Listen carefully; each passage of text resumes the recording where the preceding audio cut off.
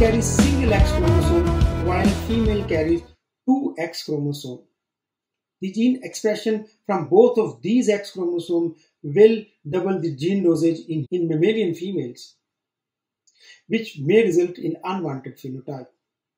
In order to balance the gene dosage for a particular gene located on X chromosome, one of the X chromosomes is epigenetically silenced or lionized for whole of the future life in all the female somatic cells.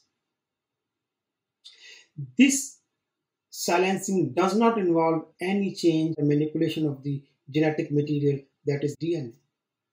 That means the DNA in all these cells at all times by all means remain 100% the same.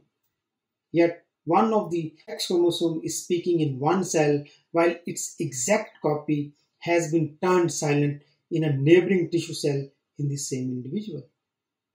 Which X chromosome is going to be silenced? It is purely a random or chance event. Is that information written somewhere in genome? Are there some selection mechanisms or preferences to silence the X chromosome? Let's put that debate for another time, for another future video. This X inactivation has led to the variation in coat color in copycat. After fertilization and during early embryonic development, when embryo consists of only few cells, the paternal X chromosome is selectively silenced in all the cells.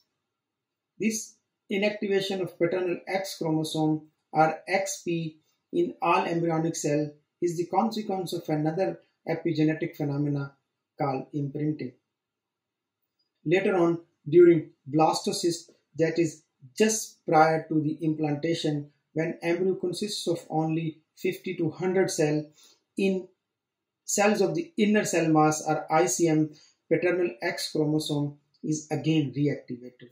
Inner cell mass cells are eventually the cells that give definitive structure to the fetus. So briefly, there are two active X chromosomes in female embryos.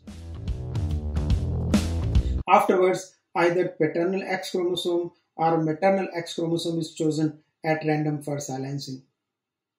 How one X is chosen for inactivation is a fascinating example of epigenetic regulation of gene expression.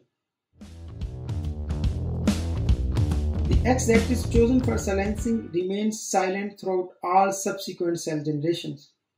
This is one of the most stable forms of gene silencing that we know today, and all attempts to reverse it experimentally have been consistently unsuccessful.